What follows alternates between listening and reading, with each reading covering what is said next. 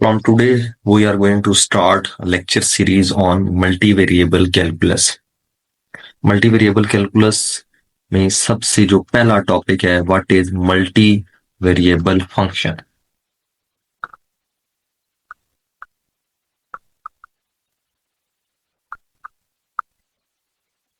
Multivariable function की definition पर जानने से पहले हम एक एग्जांपल कर लेते हैं ताकि हमारे डेफिनेशन अच्छी तरह में क्लियर हो जाए। सपोज प्लेन में हमें दो पॉइंट्स दिए गए हैं, एक पॉइंट है ओरिजिन 0 0 और दूसरा जो पॉइंट है वो हमारे पास है x एंड y। हमने इन दोनों पॉइंट्स के दरमियान डिस्टेंस कैलकुलेट करना है। एज वी नो हमें x1 y1 0 0, x2 is x and y2 is y। तो किसी भी दो पॉइंट्स के दरमियान डिस्टेंस कैलकुलेट करने के लिए हमारे पास फार्मूला होता है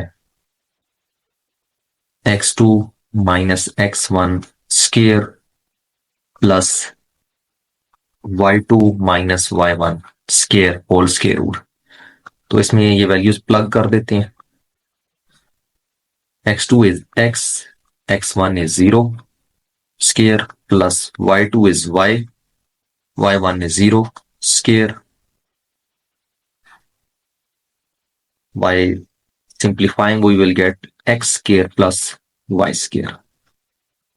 तो यहां पे इस फार्मूले को dxy से डिनोट किया जाता है, जो कि हम ये फार्मूला यूज करते हैं किसी भी प्लेन में किसी भी पॉइंट का ओरिजिन से डिस्टेंस कैलकुलेट करने के लिए। तो ये फार्मूला बेसिकली हमारे पास क्या है, एक मल्टीवेरिएबल फंक्शन है। अब हम इस फंक्शन मल्टीवेरिएबल फंक्शन की डेफिनेशन पे जाते हैं। सपोज हमारे पास डी एक सेट है जिसके अंदर रियल नंबर्स के एन टपल्स मौजूद है और एक आपके पास रियल वैल्यूड फंक्शन है एफ, जो कि हमसे इस डी सेट के एलिमेंट्स इनपुट लेता है और हमें जवाब में आउटपुट में एक सिंगल या यूनिक जो है वो रियल नंबर असाइन करता है। लेट्स से हम उसको डब्ल्यू से डिनोट करते हैं।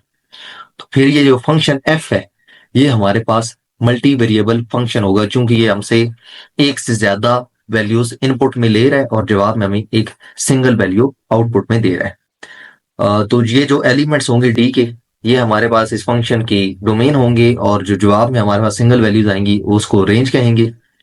जो हमारे पास आउटपुट आ रहा है वो हमारे पास डिपेंडेंट वेरिएबल होगा, जो कि डिपेंड कर रहा होगा हमारे इनपुट की वैल्यूज के ऊपर। और ये इनपुट हमारी वैल्यूज जो हैं यानी डी की जो एलिमेंट्स हैं ये हमारे पास इंडिपेंडेंट वेरिएबल्स होंगे। जो वैल्यूज हम फंक्शन को देंगे वो हमारे पास इनपुट वेरिएबल्स होंगे और जवाब में हमें जो मिलेंगे वो आउटपुट वेरिएबल्स होंगे। नेक्स्ट हम मल्टी वेरिएबल फंक्शन की डोमेन और रेंज को स्टडी कर लेते हैं। जैसे कि हमें पता है कि डोमेन से मुराद वो वैल्यूज हैं जो कि हम फंक्शन में इनपुट कर सकते हैं, those values that can be put into function. Where range values से मुराद वो वैल्यूज हैं जो हमारे पास इनपुट करने के बाद आउटपुट आती हैं, output of function.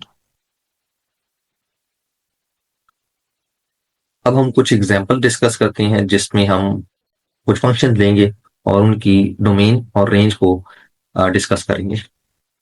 Examples function हमारे पास है, let's suppose w is equal to square root of y minus x square. इसकी इनपुट क्या होगी और इनपुट करने से हमें आउटपुट क्या मिलेगी, अब इसको देख लेते हैं।